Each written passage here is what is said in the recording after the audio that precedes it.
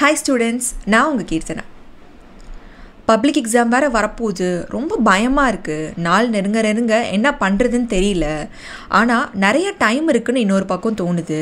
என்னை நீங்கள் எப்படியாவது கைட் பண்ணி விட்டிங்கன்னா இந்த ஃபியூ மந்த்ஸை வச்சு நான் எப்படியாவது அதுபடி படித்து பப்ளிக்கில் நிறையா மார்க் ஸ்கோர் பண்ணிடுவேன். ஆசையெல்லாம் இருக்குது, கைட் பண்ண ஆள் இல்லை அப்படின்னு நீங்கள் ஃபீல் பண்ணுறீங்களா? இந்த வீடியோ உங்களுக்கு தான். பப்ளிக் எக்ஸாம் எழுத போகிற உங்கள் ஃப்ரெண்ட்ஸுக்கும் இந்த வீடியோவை ஷேர் பண்ணுங்கள், யூஸ்ஃபுல்லாக இருக்கும். நிறைய நான் டிப்ஸ் எல்லாம் சொல்கிறேன். இதெல்லாம் டெய்லி நீங்கள் ஃபாலோ பண்ணாலே போதும், உங்களுக்கு இன்னும் நிறைய நாள் இருக்கிற மாதிரி ஃபீல் ஆகும். இப்போ தான் நம்ம ஆகஸ்ட்குள்ளே என்டர் ஆக போகிறோம் இல்லையா? இன்னும் நம்மளுக்கு நிறைய மந்த்ஸ் இருக்குது. இப்போலேருந்தே நம்ம படிக்க ஆரம்பித்தோன்னா கண்டிப்பாக நம்மளாலையும் நம்ம டார்கெட்டை ரீச் பண்ண முடியும்.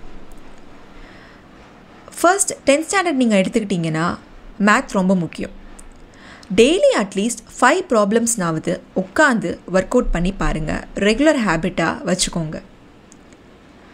அதுக்கப்புறம் சயின்ஸில் ஃபார்முலாஸ், ஈக்குவேஷன்ஸ், ப்ராப்ளம்ஸ்லாம் இப்போலேருந்து பார்க்க ஆரம்பிங்க. எக்ஸாமுக்கு 2 நாள் முன்னாடி ப்ராப்ளம்ஸ் எல்லாம் நீங்கள் ஒர்க் அவுட் பண்ணிங்கன்னா டென்ஷன் மட்டும்தான் ஆகும். ப்ராப்ளம் புரியாது, எதுவுமே மைண்டில் நிற்காது. தெரிஞ்ச மாதிரியும் இருக்கும், மறந்த மாதிரியும் இருக்கும். எப்பயுமே பைஹார்ட் பண்ணாதீங்க. பைஹார்ட் பண்ணிங்கன்னா சீக்கிரமாக மறந்து போயிடும்.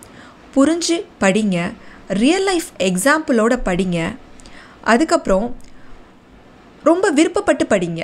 ஐயோ படிக்கணுமே, எக்ஸாம் வருதே அப்படின்னு படிக்காமல், இப்போ நம்ம படிக்கிறோம்ல, ஃப்யூச்சரில் கண்டிப்பாக இந்த படிப்பு நம்மளுக்கு கை கொடுக்கும் அப்படின்னு நினச்சி படிங்க. ஆர்வத்தோடு படிங்க. கண்டிப்பாக எனக்கு தெரிஞ்சு எல்லாருக்குமே நல்ல அட்மாஸ்பியர் இருக்கும் படிக்கிறதுக்கு. உங்களுக்குன்னு ஒரு தனி டேபிள் சேர் அரேஞ்ச் பண்ணிக்கோங்க. எந்த ஒரு டிஸ்டர்பன்ஸும் உங்களை அஃபெக்ட் பண்ணாத மாதிரி பார்த்துக்கோங்க. இப்போ வெளியே டிவி ஓடுது அப்படின்னா டிவியை போய் ஆஃப் பண்ணிவிட்டு படிக்கிற அளவுக்குலாம் நம்ம பண்ண வேண்டாம். அம்மா அப்பா வால்யூமை கம்மியாக வைங்க, நான் படிக்கணும் அப்படின்னு சொல்லுங்கள். அதுக்கப்புறம் நீங்கள் டிஸ்ட்ராக்ட் ஆகாதீங்க. முக்கியமாக படிக்கிறப்ப பக்கத்தில் மொபைல் ஃபோன் வச்சுக்காதீங்க. மொபைல் ஃபோன் வச்சுக்கிட்டிங்கன்னா ஏதாவது நோட்டிஃபிகேஷன் வந்தால் அதை போய் பார்க்க தோணும். இல்லை கொஞ்சம் நேரம் நம்ம ஃப்ரெண்ட்ஸ் கிட்ட பேசலாம், அவள் என்ன படிச்சிருக்கான்னு கேட்டுக்கலாம்னு நினச்சிங்கன்னா ஃப்ரெண்ட்ஸ்கிட்ட பேசிகிட்டே தான் இருப்போம், படிக்கிறத மறந்துடுவோம். கண்டிப்பாக ஃபோனுங்கிறது படிக்கிற நேரத்தில் ஒரு டிஸ்ட்ராக்ஷனானது தான் நான் சொல்லுவேன். ஸோ படித்து முடிச்சுட்டு ஃபோன் பாருங்கள், ஃபோனே பார்க்காதீங்கன்னு நான் சொல்ல மாட்டேன். சப்போஸ் உங்களுக்கு வாட்ஸ்அப்பில் பிடிஎஃப்லாம் ஷேர் பண்ணுறாங்க அப்படின்னா முடிஞ்ச அளவு அதை பிரிண்ட் அவுட் போட்டு கையில் வச்சுக்கோங்க, அதுதான் பெஸ்ட்டு. இப்போது நான் பிடிஎஃப் ஓப்பன் பண்ணுறதுக்காக படிக்கிறதுக்காக ஃபோன் எடுத்தேன்னு சொல்லிவிட்டு படிக்கிறத மறந்து இன்ஸ்டாகிராமோ இல்லை வாட்ஸ்அப்போ இல்லை எஃபியோ நம்ம போயிட்டுருப்போம். ஸோ அதை பிரிண்ட் அவுட் எடுத்து வச்சுக்கோங்க. அதுக்கப்புறம் ஏதாவது உங்களுக்கு ஹோம்ஒர்க் வந்துச்சுன்னா முதல்ல அந்த ஹோம்ஒர்க்கை ஒரு ரஃப் நோட்டில் காப்பி பண்ணிக்கோங்க. என்ன ஹோம்ஒர்க்குன்னு நான் பார்க்குறதுக்காக ஃபோன் ஓப்பன் பண்ணேன்னு சொல்லிட்டு ஃபோன்லேயே போயிடக்கூடாது.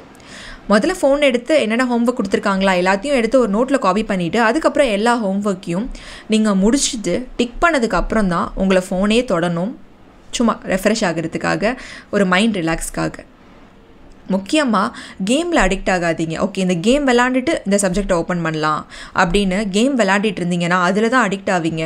கண்டிப்பாக உங்களால் கான்சென்ட்ரேட் பண்ண முடியாது. அதுக்கப்புறம் ஏதாவது ஒன்று ஹெல்த்தியாக சாப்பிட்டுட்டு ஸ்நாக்ஸ் மாதிரி எடுத்துகிட்டு படிக்க உட்காருங்க. வெறும் வயிற்றோடையோ இல்லை சாப்பிடாமையோ படிக்க உட்காந்திங்கன்னா எனர்ஜி இருக்காது, டயர்ட் தான் ஆகும். முடிஞ்ச அளவு கடை ஃபுட்லாம் அவாய்ட் பண்ணிவிட்டு வீட்டில் ஹெல்த்தியாக சாப்பாடு எடுத்துக்கோங்க. ஃப்ரூட்ஸ் அண்ட் வெஜிடபிள்ஸ்லாம் அதிகமாக எடுத்துக்கோங்க. அதுக்கப்புறம் உங்களுக்கு டயர்டாக இருந்துச்சு, போரிங்காக ஃபீல் பண்ணிங்கன்னா வீட்டில் போய் அம்மா அப்பா கிட்டே பேசுங்க.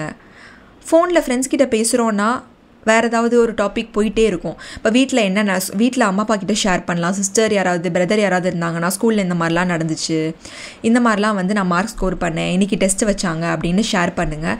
கண்டிப்பாக மைண்டுக்கு ஒரு ரிலீஃபாக இருக்கும். அவங்களும் உங்களுக்கு ஏதாவது ப்ராப்ளம்னா ஃபோனில் சொல்யூஷன் கிடைக்காது, நம்ம பக்கத்தில் இருக்கவங்க தான் நம்ம ஒரு பெரிய சொல்யூஷனாக கொடுப்பாங்க. இந்த மாதிரி குட்டி குட்டி டிப்ஸ் எல்லாம் நீங்கள் ஃபாலோ பண்ணி பாருங்கள். வேறு ஏதாவது ஸ்டடி ரிலேட்டடாக வீடியோ வேணும்னா கீழே கமெண்ட் பண்ணுங்கள். கண்டிப்பாக உங்கள் பப்ளிக் எக்ஸாம் ஜேர்னிக்கு நானும் ஒரு ஹெல்ப்ஃபுல்லாக இருப்பேன். தேங்க்யூ.